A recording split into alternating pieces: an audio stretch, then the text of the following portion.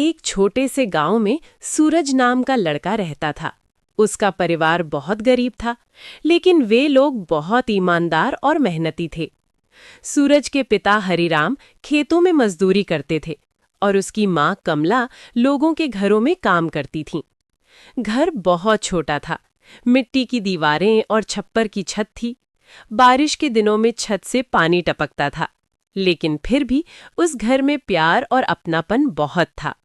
एक दिन शाम को हरिराम बहुत थके हुए घर लौटे। कमला ने पूछा, आज काम कैसा रहा? हरिराम ने दुखी होकर कहा। मालिक ने कहा, अभी पैसे नहीं हैं, अगले हफ्ते देगा। कमला थोड़ी चिंतित हो गई। घर में राशन भी कम है, अब क्या करेंगे? सूरज ये सब चुपचाप सुन रहा था। उसके दिल में एक ही ख्याल आया, मुझे बड़ा होकर अपने माता पिता की सारी परेशानियां खत्म करनी है। सूरज पढ़ाई में बहुत तेज था।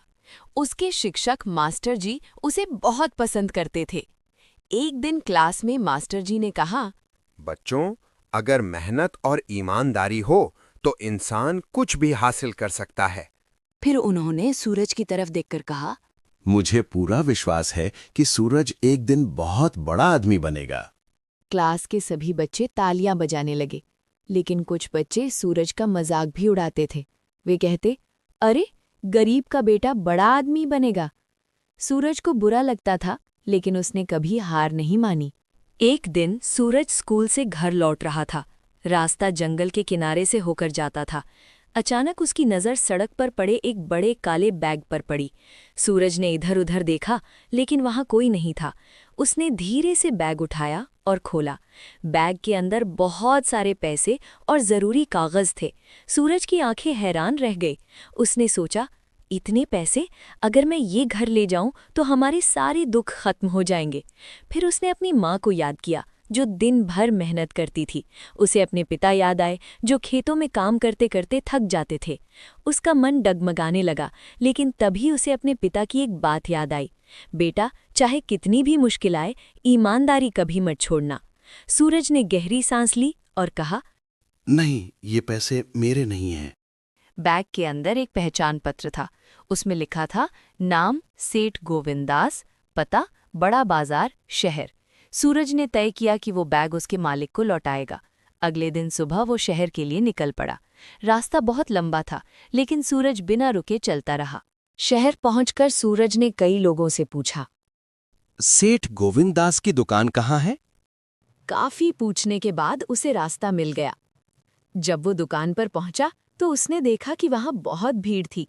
सेठ गोविंदास बहुत परेशान दिख रहे थे। वे बार बार कह रहे थे, अगर वो बैग नहीं मिला तो बहुत बड़ी समस्या हो जाएगी। सूरज धीरे से आगे बढ़ा। उसने कहा, सेठ जी, क्या आपका कोई बैग खो गया है?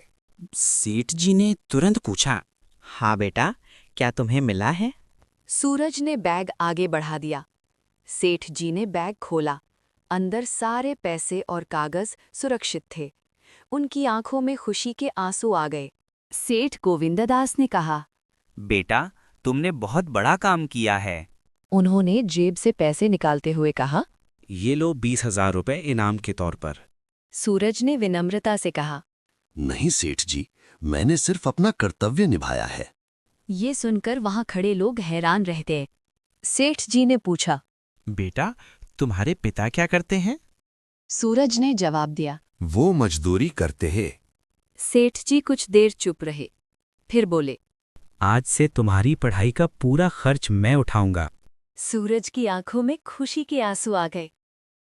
साल गुजरते गए। सूरज ने बहुत मेहनत की। वो पढ़ाई में हमेशा अव्वल आता रहा। आखिरकार उसने बड़ी परीक्षा पास की और एक बड़ा अधिकारी बन गया। अब सूरज अपने गांव लौट आया। उसने गांव में एक नया स्कूल और अस्पताल बनवाया। गांव के लोग बहुत खुश थे। एक बूढ़े आदमी ने कहा, अगर उस दिन सूरज लालच में आ जाता तो आज ये सब नहीं होता।